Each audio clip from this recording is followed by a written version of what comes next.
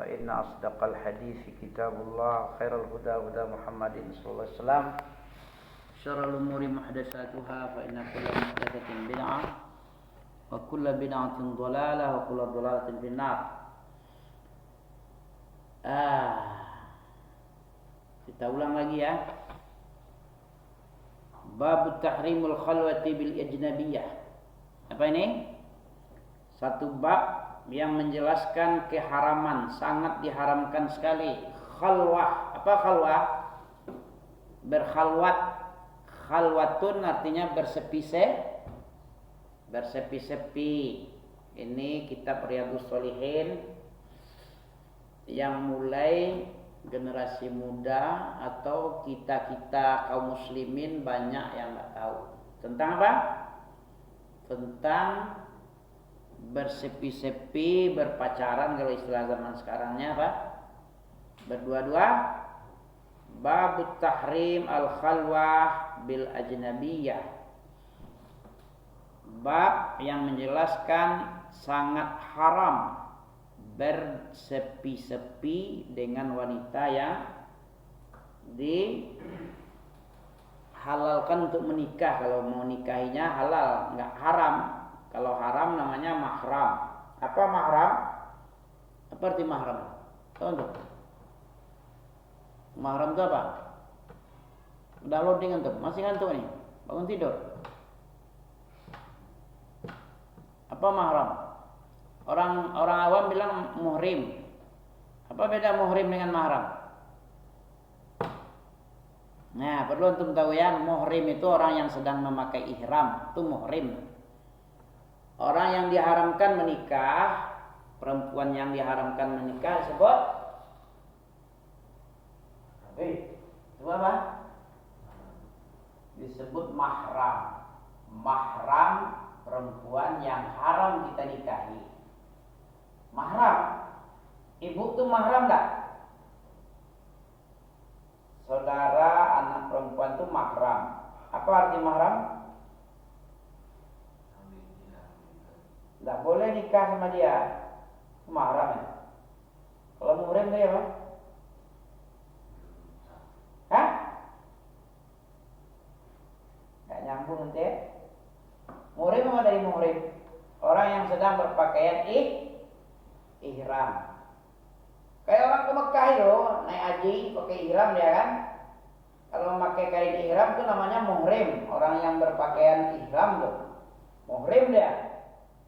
Jangan disebut ibu itu muhrim, salah. Sama juga dengan almarhum. Pernah antum dengar almarhum? Sudah almarhum dia. Almarhum itu jazam kepada telah pasti dia dirahmati Allah. Pasti dia dirahmati oleh Allah itu almarhum. Ada kalimat al itu artinya isim ma'rifah. Ma'rifah itu dikenal. Siapa yang mengenalnya dia dapat rahmat. Tidak ada yang memastikan. Sampai-sampai Joshua yang ditembak Sambo pun almarhum lah disebut sama Simanjuntak ya, Kamarudin ya. Boleh kita bilang almarhum orang meninggal? Kenapa? Tidak boleh almarhum. Kenapa? Karena nggak ada dalil Quran dan Sunnah mengatakan dia itu pasti mendapat rahmat sorga. Marhum itu sorga itu. Orang yang kalau sudah pasti dirahmati oleh Allah pasti sorga.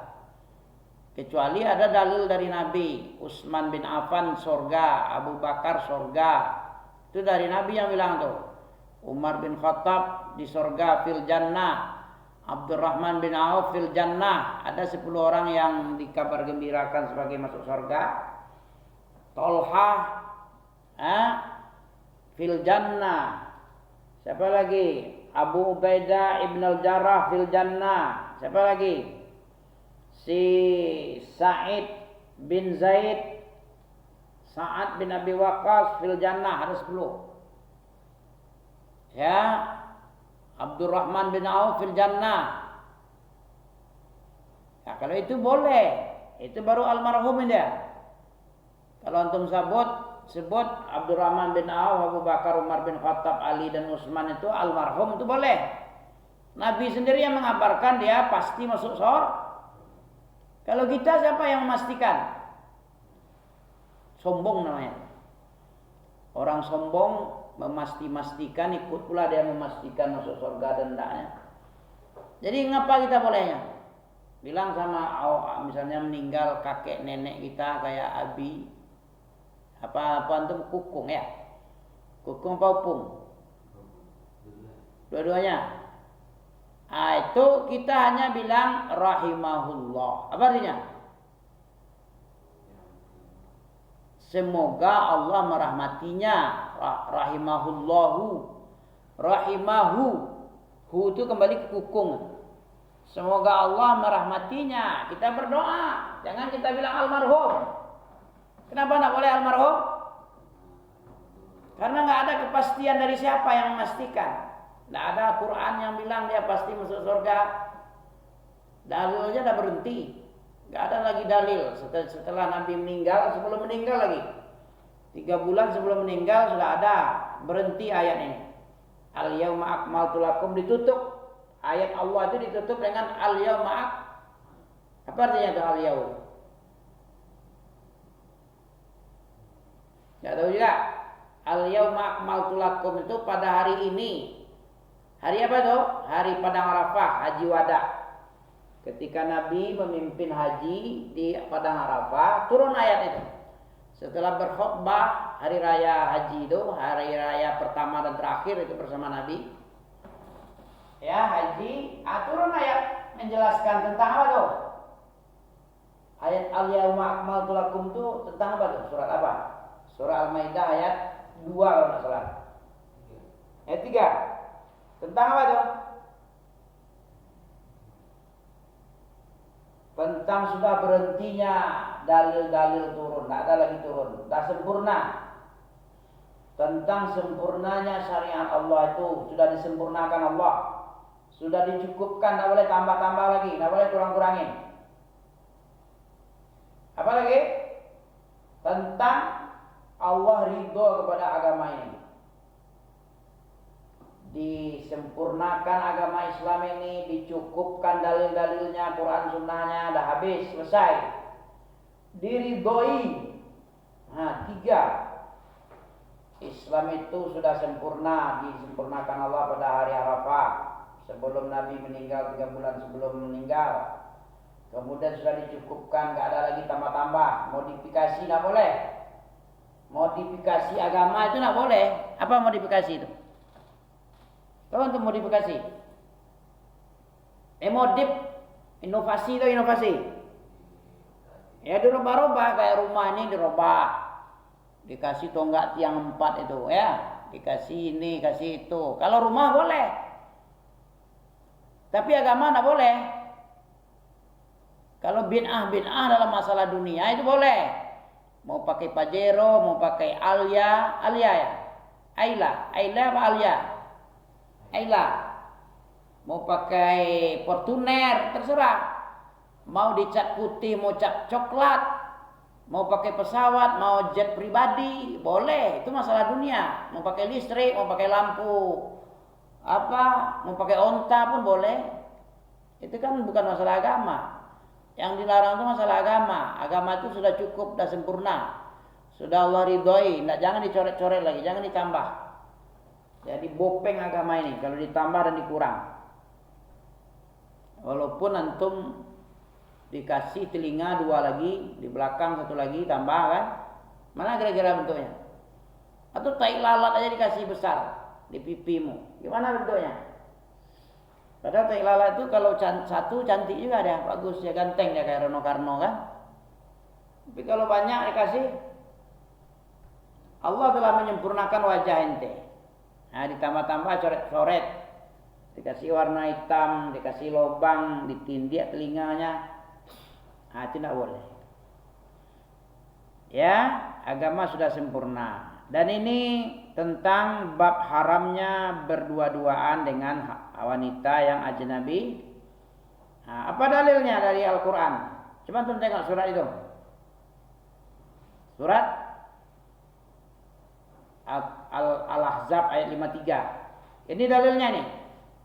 Kenapa kita tidak boleh campur baur, campur aduk, campur sari, berlaki-laki perempuan sama aja, kayak kandang ayam? Nah ini dalilnya yang melarang.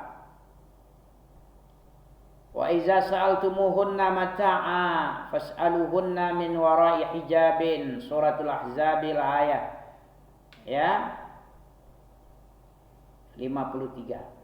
Ya, apabila kalian ada meminta sesuatu keperluan, ada hajatmu sama sahabiah. Apabila kamu wahai para sahabat Rasulullah ada keperluan, ada kebutuhan sesuatu, ya, ada kebutuhanmu untuk menjumpainya, meminta sesuatu kepada sahabiah, kamu minta dari balik hijab. Tahu hijab? Coba tengok, ada hijab. Apa artinya? Carikan. Wa iza sa'altumu, ayat terakhir itu. Apa ujung-ujungnya itu? Ayat itu panjang. Ya. Nampak 53? Ya, sampai ke bawah. Ujung-ujungnya itu wa iza sa'altumuhunna mata'an fas'aluhunna min wara'i hijabin. Gitu. Ini dalil pertama yang mengharamkan perempuan dan laki-laki yang bukan mahram. Apa mahram tadi? Tahu antum yang dimahramkan? Dalam surat apa itu ada itu? Ayat 23 surah Al-Maidah. Perempuan-perempuan yang diharamkan itu ada. Pernah kami bilang dulu ya. Al-Maidah ayat 23 tengok. 23 24. Ya, menjelang dapat semantum, ini dalil dari Nabi, hadis sunnah yang melarang. Ya. Hadis Nabi yang melarang berdua-dua, bersembunyi-sunyi, bersepi-sepi, mojok-mojok di tempat remang-remang bersama cewek, ya, perempuan yang ajnabiyah, yang bukan mahram, ya. Ini hadis yang melarang. Wa an Uqbah ibnu Amir, Uqbah bin Amir. Ya, kita harus bangga dengan pengajaran Allah ini. Siapa yang mengajar kita biar selamat dari neraka? Ya Allah inilah. Dalil-dalil ini kita harus pelajari ini. Siapa yang tidak belajar, apa ancamannya? Ancaman orang tidak belajar, orang yang berpaling. Ada kemarin apa suratnya? Surah Al-Kahfi tahu tuh? Ya, surah Al-Kahfi. Bukan surah Al-Kahfi. Surah apa ya? Wa man a'rada an zikri fa inna lahu ma'isyatan dhanka. Ada kan? Siapa saja yang menghindar, berpaling dia, tidak mau belajar daripada peringatan-peringatanku, sunnah-sunnahku, dalil-dalil Quran dan sunnah, berpaling dari belajar, a'rada an zikri, dari peringatanku, dari Al-Quran dan sunnah. Siapa saja yang berpaling dari Al-Quran dan sunnah, ini Al-Quran sunnah yang dibaca nih. Kalau kita tidak mau memperhatikan Quran dan sunnah, apa ancamannya? Fa inna lahu ma'isyatan dhanka. Maka baginya diberikan kehidupan sempit. Apa sempit? Hidupnya berkecukupan tapi merasa kurang. Itu salah satu dhanka. Ya. Dia diberikan kelimpahan, tapi dalam hatinya terasa kering, kerontang, miskin. Itu ciri-ciri dongka. Kalau ada kayak gitu, ciri-ciri kayak gitu, hati-hati dari wa man a'rada an zikri. Surah apa itu ya? Toha itu, Toha. Bukan Kahfi, Toha. Wa man a'rada an zikri fa inna lahu ma'isyatan dhanka wa nahsyuruhum yaumal qiyamati a'ma. Ya. Enggak boleh kita berpaling dari peringatan Allah ini. Allah mengutus nabinya membawa hudan. Hudan itu ilmu-ilmu dari Quran dan Sunnah. Surat Toha ayat berapa ini? Ayat-ayat terakhir itu. Wa man a'rada an zikri fa inna lahu ma'isyatan dhanka wa nahsyuruhu yaumal qiyamati a'ma. Qala lima hasyartani a'ma wa qad kuntu basira. Ya. Kenapa engkau bangkitkan kami dalam keadaan buta? Ini dia. Mana dia?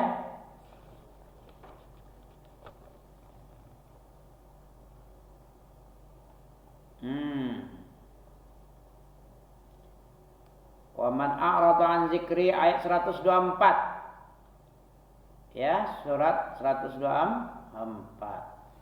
Oh, rupanya pohon khuldi di Toha juga ya, 120 nih. Maka setan memberikan was-was kepada Adam dan Hawa untuk menggelincir menyesatkannya dengan cara menipu. Ya, hal adullukum ala syajaratil khuldi wa mulkil la yabla. Mau enggak kamu aku tunjukkan sebuah pohon kekekalan dan kerajaan yang tidak akan punah, artinya kekal abadi. Nah, ini cara setan menggelincirkan, menipu. Allah bilang jangan kamu dekati pohon. Ada bilang hal adulluka. Mau enggak kamu Adam, aku tunjukkan kamu sebuah pohon yang kekal dan kerajaan yang enggak pernah usang, enggak pernah hilang, enggak pernah rusak. Ini siapa saja yang berpaling dari peringatan Allah, yaitu Al-Quran dan Sunnah, maka dia waman a'rada an zikri fa inna lahu ma'isyatan dhanka. Ada? Nampak 124. Nah, wa nahsyuruhum yaumal qiyamati a'ma, kami akan kumpulkan mereka orang-orang yang berpaling dari peringatan Allah, Quran dan Sunnah, tidak mau belajar. Kami kumpulkan dia bersama orang buta, dibutakan dia, dikumpulkan dia dalam keadaan buta pada hari kiamat. Protes dia, lima hasyartani a'ma, wahai Rabb saya. Qal Rabbi lima hasyartani a'ma wa qad kuntu basira. Kenapa kamu butakan aku? Padahal aku ini dulu melihat di dunia. Kenapa kau buta sekarang dibangkitkan? Apa jawab Allah? Kazalika atatska ayatuna. Ini ayat Allah ada. Kata Allah, Allah berfirman menjawab, demikianlah. Apa sebabnya? Karena kamu dulu datang ayat-ayatku dulu. Itu ayat-ayatku datang kepadamu seperti itu. Datang ayat-ayatku kepada engkau, ayatuna fanasita. Kamu pura-pura bodoh. Kamu tidak mau tahu, ya, masa bodoh, tidak tahu, tidak mau tahu. Nah, ini dia. Fanasita, kamu pura-pura lupa. Lupa-lupakan. Padahal itu kewajiban. Mengajar dan belajar itu wajib. Orang yang bodoh tugasnya apa? Bertanya. Orang yang ada ilmunya menjawab. Itu namanya fas'alu ahla zikri in kuntum la ta'lamun. Surah An-Nahl 43 itu. Jadi kewajiban orang bodoh apa? Belajar dan bertanya. Jibril aja orang yang pintar disuruh belajar kepada Nabi oleh Allah. Kamu datangi Nabi Muhammad, tanya tentang Islam, tanya tentang iman, tanya tentang ihsan. Tanya kapan hari kiamat, tanya tanda-tanda hari kiamat. Padahal Jibril pandai dia. Memang itu aja kerjanya, spesialis. Spesialis apa Jibril ini? Spesialis menyampaikan kepada para nabi yang dulu-dulu. Itu Jibril memberikan hidayah, mengajar-ngajar. Udah pandai begitu suruh belajar lagi. Apalagi orang nak pandai, nak mau belajar, suruh datang. Kamu datangi kamu kan di Aras sekarang nih. Kamu datangi Mekah sana. Tanya sama Muhammad itu tentang Islam. Nah, tunjukkan kepada sahabatnya begini caranya. Cara belajar itu begini. Datang, menghadap, duduk baik-baik, mendekat, tangan di atas paha. Kemudian dalam keadaan segar bugar, bajunya bersih. Begitu caranya. Itu Allah yang ngajar itu. Sahabat. Nanti sahabat diajarkannya tabi'in diajarnya tabi'in diajarnya ulama-ulama yang lain. Sampai sama kita. Nah, itu gunanya. Jadi gak ada alasan lagi bodoh. Bodoh gak ada alasan. Allah telah mengutus Nabi membawa ilmu dan ditunjukkan cara-caranya, tutorial belajar. Kalau ente masuk neraka nanti, nah jangan salahkan Allah. Dalam surah An-Nisa ada itu. Ya, untuk apa para nabi diutus? Agar manusia tidak ada hujatan ba'da rusul. Ya, li'alla yakunu hujjatan 'ala Allahi min ba'di rusul. Ada itu dalam surah An-Nisa itu. Ayat-ayat terakhir ya.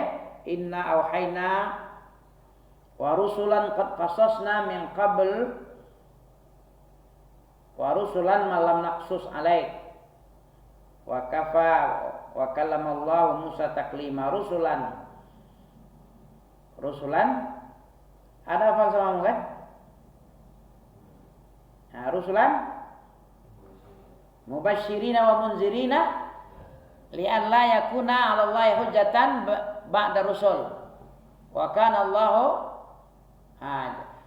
para nabi itu diutus sebagai mubasyirin wa munzirin, sebagai pemberi kabar gembira masuk surga bagi orang beramal soleh iman, masuk neraka bagi orang durhaka. Mubasyirina wa munzirin li Allah. Apalagi li Allah yakuna 'ala Allahi hujjah, agar manusia tidak lagi punya hujah, menghujat Allah nggak ada lagi. Apalagi dihujat, sudah dikasih tahu sebelumnya. Ada kebangkitan akhirat, manusia setelah mati dikuburkan, nanti dibangkitkan dari kiamat, kemudian ditimbang, kemudian diputuskan. Ya, diputuskan mana yang masuk surga, mana masuk neraka. Dijelaskan semua. Ini ada siratal mustaqim, seluruh orang lewat siratal mustaqim sesuai dengan amalannya. Kalau amalannya bagus-bagus, dia seperti kilat terbangnya. Ya, tidak ada satupun kecuali kalian akan mendatangi siratal mustaqim. Surat Maryam itu. Wa inna minkum illa wariduha. Tidak ada di antaramu kecuali akan mendatangi siratal mustaqim. Kana hatman maqdiyah. Kana hatman, yang itu kepastian harus lewat siratal mustaqim itu adalah keputusan, ketetapan dari Rabbmu. Ketetapan yang mesti dilewati. Nah, gini. Jadi hati-hati dari berpaling, hati-hati karena kita akan dibangkitkan dalam buta. Terus Wan Uqbah, ini dalil dari sunnah Nabi. Kenapa kita dilarang? Jadi Al-Quran ini, Islam ini isinya perintah dan larangan ya. Ini perintah, ini larangan.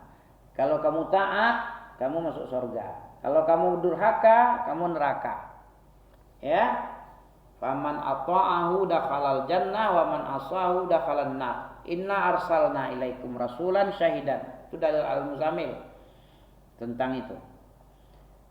Ini dilarang untuk berkhalwat, kata Nabi apa? Dari Uqbah bin Amir radhiyallahu anhu, bahwa Rasulullah SAW bersabda katanya. Dari Uqbah ini berkata, "Iyakum, hati-hati kamu, wadukhula 'ala nisa'i, masuk-masuk ke wilayah tempat-tempat wanita. Jangan kamu mendatang-datangi masuk ke dalam wilayah wanita, tempat-tempat akhwat itu dilarang. Selonong-selonong boy tidak boleh. Nyelonong-nyelonong tidak boleh. Iyyakum wadukhula 'alan nisa'i. Hati-hati kalian, jangan gampang-gampangan, bergampang bermudah-mudah mendatangi perempuan ya yang ajnabiyah, tidak boleh kecuali mahram. Anak, istri, nah, itu tidak apa-apa. Wa faqala rajulun min ansari, maka berkatalah ya, berkomenlah, bertanyalah seorang sahabat. Apa kata sahabat dari Ansar? Afara'aital hamwa, apa pendapatmu wahai Rasulullah tentang ipar? Apa ipar? Hamwa ini qaribu zauji atau zaujiyah, ka akhihi wa bani akhihi wa bani ammih, itu hamwa. Bagaimana pendapatmu tentang kerabatnya suami atau istri, entah itu keponaannya, entah itu adiknya, ya. Kalau dia wanita, bagaimana dengan saudara laki-laki suami, keponaan laki-laki suami, bagaimana? Boleh enggak? Atau anak pamannya suamimu? Nah, enggak boleh. Sepupu dari suami, ya, keponaan dari suami itu enggak boleh, itu hamwan. Itu yang disebut hamwa. Apa pendapatmu tentang itu? Karib saudara-saudara suamimu, saudara-saudara suami seorang perempuan, atau keponaan suami, atau anak paman suami, sepupu suami, bagaimana itu? Itu tidak boleh juga bagi wanita untuk mendekati. Laki-laki tidak boleh kayak gitu, perempuannya juga tidak boleh, suami atau istri. Ya, kemudian hadis yang melarang tentang berkhalwat, hadis 1663 ayat 37 dari Ibnu Abbas radhiyallahu anhu wa Rasulullah sallam, dari anak paman Nabi Abdullah bin Abbas radhiyallahu anhu, semoga Allah ridha kepadanya, bahwasanya Rasulullah sallam berkata, la yakhluwanna ahadukum, jangan kalian bersepi-sepi, bersunyi-sunyi, ya, memojok-mojok. Sekali-kali tak boleh kamu memojok-mojok di tempat-tempat yang sepi, di tempat wisata, di hotel, ya, di kamar, wisma, nah boleh. La yakhluwanna ahadukum. Enggak boleh kalau enggak mahram, enggak istri suami, enggak boleh. La yakhluwanna ahadukum bimra'atin. Tidak boleh kalian berdua-duaan bersama perempuan kecuali ma'adhi mahram, kecuali kalau ada mahramnya. Apa mahram? Mahram tadi apa? Apa mahram? Iya, orang yang diharamkan menikah, itu mahram itu. Seperti bapaknya kan haram nikah sama anak perempuan, ya, saudara perempuan, saudara laki-laki perempuan itu mahram itu. Kalau ada abangnya si perempuan, bapaknya si perempuan, itu tidak apa-apa karena itu mahram. Tidak boleh orang yang menjaga, yang tidak boleh menikah perempuan dengan bapak dengan apa-apa, siapa saja wanita yang dilarang dinikahi. Tahu antum? Ada di dalam surat An-Nisa ayat 23 tadi. Ya. Tak boleh salah seorang kamu mojok-mojok, berdiam-diam diri, bersepi-sepi, mengamar, ya, nyewa kamar, tak boleh kalau belum menikah, kecuali berdua-duaan itu bersama mahram. Terakhir, Wa'an Buraidah, dari Buraidah, semoga Allah ridha kepadanya, qala Rasulullah sallam, hormatun nisa'i al-mujahidin, kehormatan istri-istri orang yang berjuang jihad, kehormatan istri pejuang, ya. Ada mujahidin berjuang, mujahidin punya istri anak istri lah. Itu kehormatan istri-istri itu, istri-istri mujahidin itu bagi orang yang tidak ikut perang, orang duduk-duduk, orang yang tinggal di wilayah Islam untuk menjaga anak-anak dan bini-bini, akhwat-akhwat para istri mujahidin itu dijaga. Karena kehormatannya itu sama dengan kehormatan ibunya. Istri mujahidin itu tidak boleh diganggu, tidak boleh dihinakan kehormatannya, sebagaimana tidak bolehnya melecehkan kehormatan orang tua sendiri, ya, ibu sendiri. Terus, ma min rajulin minal qaidin, tidak ada seorang laki-laki yang tinggal, ya, yang tinggal di belakang laki-laki mujahidin, artinya tidak ikut berperang, dia tinggal aja di rumah, menjaga rumah-rumah mujahidin, anak istrinya, ya, menjaga keluarga mujahidin. Tidak ada seorang pun yang tinggal menjaga keluarga mujahidin, kemudian fayakunahu, Fayakunuh, kemudian dia berkhianat. Mestinya dia menjaga, malah makan tanaman. Nah ya, berkhianat dia. Tidak seorang pun dari kalangan orang-orang yang tinggal ya dari berjihad diperuntukkan, dimaksudkan untuk menjaga, kemudian khianat, illa waqafalahu yaumal qiyamah, maka dia ditinggalkan pada hari kiamat. Waqaf, berhenti baginya pada hari kiamat kebaikannya. Ya, waqaf itu artinya nih, waqaf, maka amalan kebaikannya itu terhenti, diambil oleh orang-orang mujahidin, kehormatan orang-orang yang tinggal, yang disuruh menjaga kehormatan keluarga mujahidin, diambil oleh mujahidin kebaikan orang yang tinggal kalau dia berkhianat. Kalau berkhianat dia atas keluarga mujahidin yang tinggal, yang berperang tadi, maka diambil nanti kebaikan sesuka mujahidin. Paham antum maksudnya nih? Misalnya gini, ada perang, ya berperang. Tentu orang yang berperang ini kan punya anak bini kan tinggal. Ada yang tinggal, ada yang enggak. Kalau yang tinggal ini biasanya orang tua-tua, orang apa lagi? Orang yang sakit, orang yang enggak punya perbekalan, tinggal dia. Disuruh menjaga, harusnya dijaga, tidak boleh dikhianati. Kalau berkhianat, nanti Allah bilang kepada mujahidin, kamu ambil kebaikan-kebaikan sepuasmu, kebaikan orang-orang yang tinggal ini, sehingga dia bangkrut, nggak ada lagi kebaikan. Nah, sepuasmu aja ambil. Nah demikian. Sudah setengah jam lebih. Subhanakallah bihamdika asyhadu an la ilaha illa anta astaghfiruka wa atubu ilaik. Salam.